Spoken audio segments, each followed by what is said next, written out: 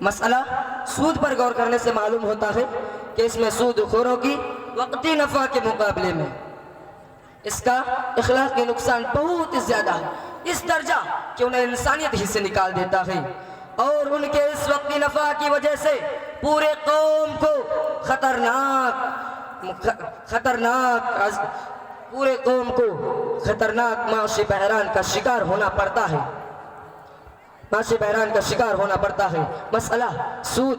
آج پورے انسانیت کے لیے تباہی و بربادی کا راز بنتا جا رہا ہے، اور ہزاروں لاکھ راز بنتا جا رہا ہے، اور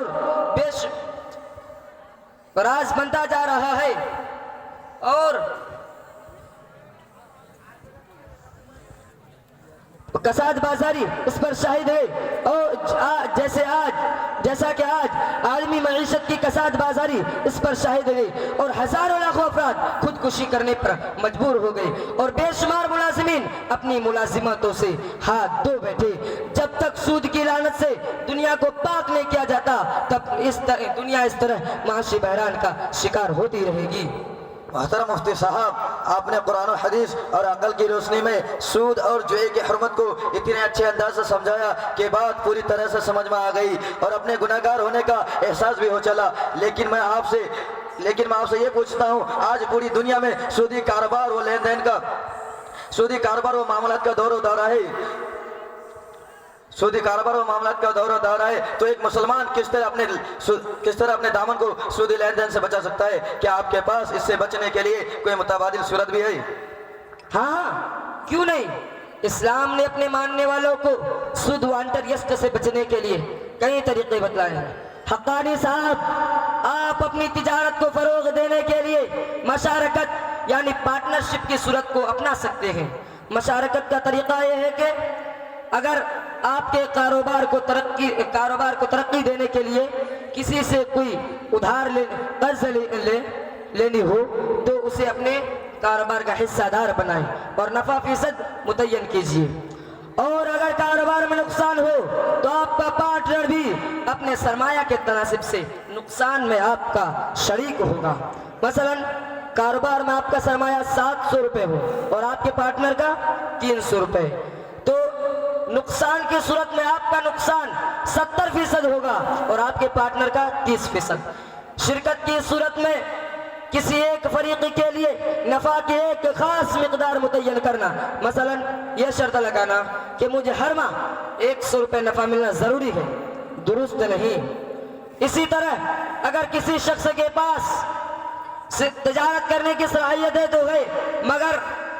سرمایہ نہیں، تو وہ مزاربت یعنی سلیپنگ پارٹنرشپ کی صورت کو اپنا سکتے ہیں۔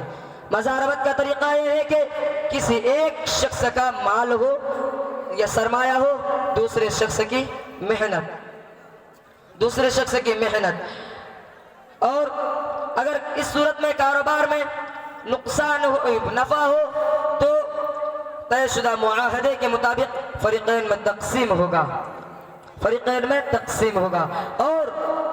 نقصان ہو تو پہلے اس کی تلافی یعنی کاروبار میں ہونے والے نفع سے کی جائے گی، اور اگر نفع اور نقصان دونوں برابر ہے تو فریقین میں کسی کو کچھ نہیں ملے گا، اور نقصان کے نفع سے بڑھ جانے کی صورت میں یہ نقصان صرف اور صرف سرمایہ لگانے والوں کا ہوگا۔ پٹیل صاحب،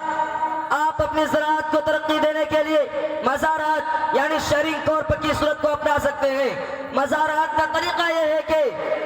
آپ بٹائی دار سے یہ کہیں کہ میں اپنی زمین تم کو بٹائی پر دیتا ہوں، کاروبار کے بٹائی پر دیتا ہوں، بیج اور کاشت کے آلات میرے ہوں گے اور آپ کی طرف سے کاشت کا عمل، یا یوں کہے کہ زمین میری ہوگی، آلائے کاشت بیج اور عمل آپ کا ہوگا، یا یوں کہے کہ زمین اور بیج میری ہوگی، عمل اور آلائے کاشت آپ کا، اور جو بھی پیداوار ہوگی اس میں میرا تناسب، مثلا نصف، تہائی، چوتھائی وغیرہ، اور باقی سب آپ کا۔ مثلا بٹائی کی یہ تینوں صورتیں جائز ہے، اور عام طور پر بھی किसी एक फरीक के लिए